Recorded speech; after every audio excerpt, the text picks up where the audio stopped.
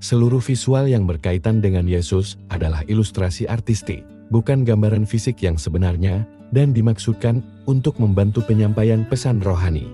Halo semuanya, selamat datang kembali di channel ini. Hari ini kita akan membahas sesuatu yang sangat mendasar dalam perjalanan iman kita, yaitu bagaimana kita bisa mengasihi Tuhan dengan segenap hati, jiwa, akal budi, dan kekuatan kita. Ini bukan sekadar perintah, tetapi sebuah undangan untuk mengalami hubungan yang lebih dalam dengan Sang Pencipta. Seringkali kita merasa mudah untuk mengasihi Tuhan saat semuanya berjalan lancar, saat doa kita dijawab, dan saat kita merasakan berkat-Nya melimpah. Tapi, bagaimana saat kita berada di tengah badai? Saat kita merasa sendirian, kecewa, atau bahkan dikhianati? Disinilah ujian iman kita yang sesungguhnya. Kisah Petrus memberikan kita pelajaran yang sangat berharga tentang hal ini. Petrus adalah salah satu murid yang paling dekat dengan Yesus. Ia adalah orang pertama yang dengan lantang mengakui Yesus sebagai Mesias, Anak Allah yang hidup. Dia begitu bersemangat, begitu yakin, bahkan berjanji tidak akan pernah meninggalkan Yesus, meskipun semua murid lain melakukannya. Kita bisa bayangkan betapa besar kasih dan kesetiaan yang dirasakan Petrus pada saat itu. Dia siap mempertaruhkan nyawanya. Namun, kita semua tahu apa yang terjadi selanjutnya. Ketika Yesus ditangkap, di malam yang paling gelap dan menakutkan itu, Petrus menyangkal Yesus, bukan hanya sekali, tapi 3 kali.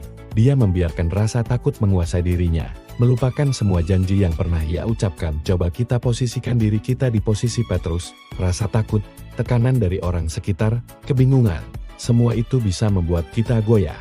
Mungkin kita juga pernah mengalami saat-saat di mana kita merasa gagal, merasa telah mengecewakan Tuhan. Mungkin kita pernah berjanji untuk setia, tapi kemudian jatuh lagi ke dalam dosa yang sama. Kisah Petrus mengajarkan kita bahwa kelemahan adalah bagian dari kemanusiaan kita. Tetapi yang lebih penting lagi, kisah ini menunjukkan betapa luar biasanya kasih karunia Tuhan. Setelah kebangkitannya, Yesus tidak menghakimi Petrus. Sebaliknya, Yesus menemuinya secara pribadi. 3 kali Yesus bertanya, "Simon, anak Yohanes, apakah engkau mengasihi aku?" Pertanyaan ini bukan untuk mempermalukan Petrus, tetapi untuk memulihkan dan meneguhkan kembali panggilannya. Ini adalah momen penebusan yang indah.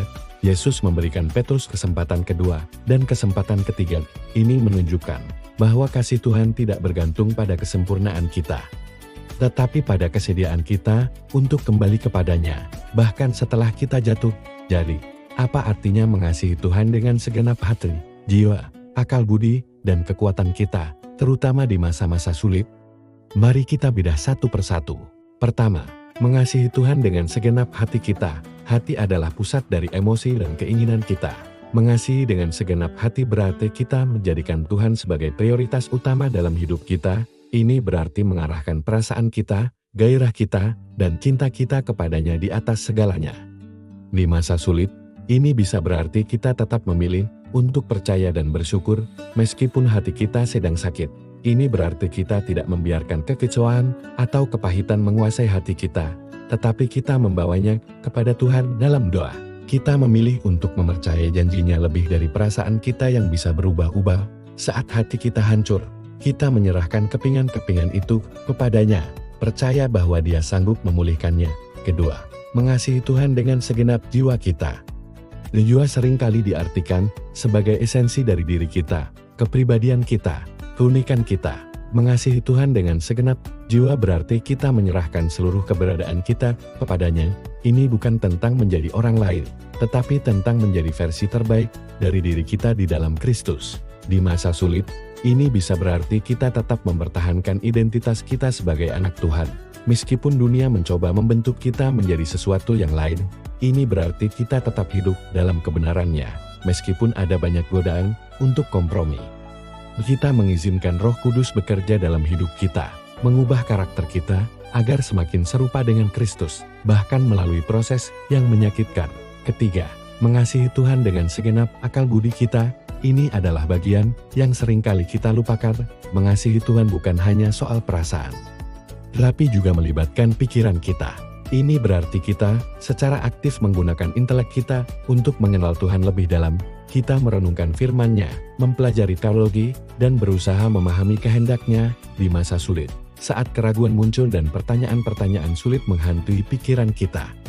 Mengasihi dengan akal budi berarti kita tidak lari dari keraguan itu, sebaliknya, kita membawanya kepada Tuhan dan mencari jawaban di dalam firman-Nya. Kita memilih untuk memfokuskan pikiran kita pada kebenaran, bukan pada kebohongan musuh. Kita melatih pikiran kita untuk memikirkan apa yang benar, yang mulia, yang adil, yang suci, yang manis, dan yang sedap didengar. Ini adalah pertempuran di dalam pikiran, dan kita memenangkannya dengan senjata firman Tuhan. Dan yang terakhir, mengasihi Tuhan dengan segenap kekuatan kita. Kekuatan di sini mencakup segala sesuatu yang kita miliki, waktu kita, energi kita, talenta kita, bahkan harta benda kita. Ini adalah aspek yang paling praktis dari kasih kita kepada Tuhan. Mengasihi dengan segenap kekuatan berarti kita mendedikasikan sumber daya kita untuk melayani Dia dan sesama.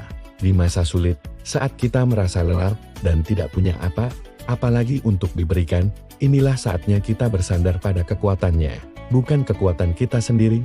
Kita mungkin tidak punya banyak energi, tapi kita bisa menggunakan sedikit yang tersisa untuk berdoa bagi orang lain.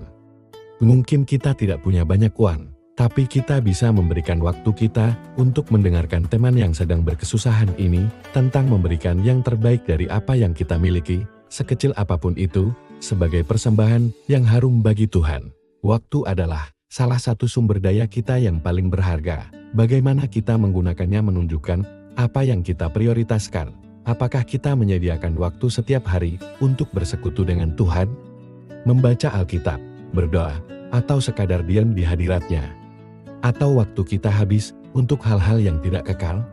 Usaha kita, energi fisik, dan mental kita, kemana kita mengarahkannya? Apakah untuk membangun kerajaan kita sendiri, atau untuk membangun kerajaan Allah? Perhatian kita, di dunia yang penuh dengan distraksi ini, apa yang paling sering menangkap fokus kita? Apakah itu layar ponsel kita, atau wajah Tuhan? Dan kekayaan kita, bagaimana kita mengelolanya? Apakah kita melihatnya sebagai milik kita sendiri, atau sebagai titipan dari Tuhan yang harus digunakan untuk kemuliaan-Nya? Mengasihi Tuhan dengan totalitas seperti ini bukanlah sesuatu yang bisa kita capai dengan kekuatan sendiri.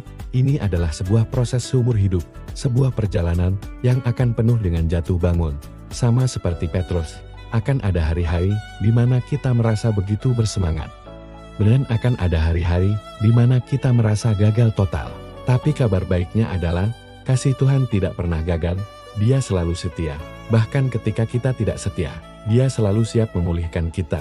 Sama seperti Dia memulihkan Petrus, kuncinya adalah terus kembali kepadanya, terus menyerahkan hati, jiwa, akal budi, dan kekuatan kita kepadanya setiap hari. Di dalam Injil Markus, pasal 13 ayat 31, Yesus berkata, "Langit dan bumi akan berlalu, tetapi perkataanku tidak akan berlalu." Ini adalah janji yang luar biasa, di tengah dunia yang terus berubah, di tengah kesulitan dan ketidakpastian. Ada satu hal yang pasti, firman Tuhan, janji-janjinya tetap teguh, kasih-Nya abadi. Ketika kita membangun hidup kita di atas dasar yang kokoh ini, badai sebesar apapun tidak akan dapat merobohkan kita. Kasih kita kepadanya mungkin goyah, tapi kasih-Nya kepada kita tidak akan pernah goyah. Jadi, teman-teman, mari kita belajar dari Petrus. Mari kita akui kelemahan kita, tetapi jangan biarkan itu menghentikan kita. Mari kita terus berusaha untuk mengasihi Tuhan dengan segenap keberadaan kita. Di saat kita merasa kuat, mari kita melayani Dia dengan semangat. Di saat kita merasa lemah dan jatuh, mari kita ingat akan kasih karunia-Nya yang memulihkan. Ingatlah bahwa setiap hari adalah kesempatan baru untuk menyerahkan kembali hati, jiwa, akal budi, dan kekuatan kita kepada Dia yang telah lebih dulu mengasihi kita. Jangan takut gagal, karena di dalam kelemahan kitalah kuasa Tuhan menjadi sempurna. Terima kasih sudah menonton video ini. Semoga apa yang kita bahas hari ini bisa menjadi berkat dan pengingat bagi kita semua untuk terus bertumbuh dalam kasih kita kepada Tuhan. Jangan lupa untuk like, komen, dan subscribe ya, agar tidak ketinggalan konten-konten berikutnya. Sampai jumpa lagi. Tuhan memberkati.